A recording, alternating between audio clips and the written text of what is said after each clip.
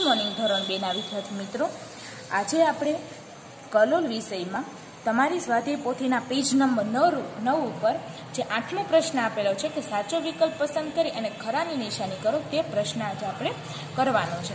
તો હવે એમાં શું આપેલું છે કે તમને ટોટલ 5 પ્રશ્ન આપેલા છે. હવે 5 પ્રશ્નની નીચે બે ઓપ્શન આપેલા છે. હવે જે વાક્ય એમાં બંધ બેસતું હોય, જે પ્રશ્ન આપેલો છે એને બંધ બેસતુંમાં જે વાક્ય હોય બેમાંથી, એમાં આપણે ખરાની નિશાની કરવાની છે. તો હવે પેલો પ્રશ્ન શું છે કે અમે આ ઉંદરોથી હારી ગયા છે. હવે આ જે છે પેલું ઓપ્શન, એનો અર્થ શું થાય કે ઉંદરો અમને ખૂબ જ હેરાન કરતા હતા, અને બીજો કે ઉંદરો ખૂબ વધારે હતા. તો હારી ક્યારે જાય કે જ્યારે એનાથી આપણે બહુ હેરાન થઈ ગયા ત્યારે આપણે એનાથી હેરાન થતા હોય ત્યારે આપણે એનાથી હારી જાય. તો આપણે હેરાન થઈ છીએ એના ઉપર સાચું કરીશું.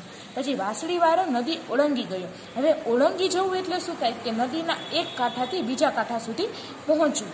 તો હવે આમાં ઓપ્શન શું છે કે વાસળીવાળો નદીમાં ડૂબી ગયો કે વાસળીવાળો નદીના સામેના કાંઠે પહોંચી ગયો. તો વાસળીવાળો હતો એ ઉંદરોને લઈ અને નદીના એક કાંઠાથી બીજા કાંઠા સુધી ગયો હતો, એટલે વાસળીવાળો સામે કાંઠે પહોંચી ગયો. એમાં આપણે કરશું રાઈટ. પછી ચારેકોર હો હો હો, એટલે એના બે ઓપ્શન શું છે કે બધી બાજુથી સૌ હસતા હતા કે બધી બાજુથી જાત જાતના અવાજ આવતા હતા. તો વધારે બંધબેસતું કયું છે કે બધી બાજુથી જાત જાતના અવાજો આવતા હતા. શું કામ? કારણ કે બધા લોકો વાતો કરતા હોય તો એના અવાજ આવતા હતા, એટલે બધી બાજુ હો હો, એના પર આપણે કરશું સાચું.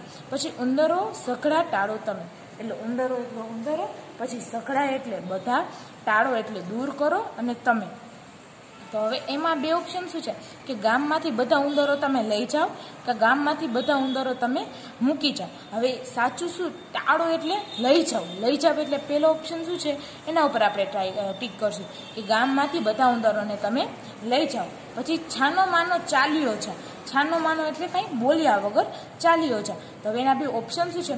બોલ્યા વગર જતો રહે કે બોલ્યા વગર આવતો રહે. ચાલ્યો જાય એટલે જતો રહે. એના ઉપર આપણે કરશું સાચું. હવે વિદ્યાર્થી મિત્રો, તમારી પાઠ્યપુસ્તકમાં જે પેજ નંબર 7 આપેલું છે એના ઉપર જે 6થો પ્રશ્ન છે તમારો, એ પણ એવો જ છે. તો એ પણ આપણે કરી લઈએ સાથે કે અમે આ ઉંદરોથી હારી ગયા. આ તો આપણે કર્યું કે એમાં આપણે શું કીધું, હારી ગયા એટલે એનાથી ખૂબ હેરાન થઈ ગયા છે. તો એનામાં આપણે કરશું સાચું. પછી વાસળીવાળો નદી ઓળંગી ગયો. ઓળંગી ગયો એટલે શું આપણે કીધું કે એક બાજુથી બીજી બાજુ સુધી પહોંચી ગયો, નદીના કાંઠા સુધી. તેમાં આપણે કરશું સાચું.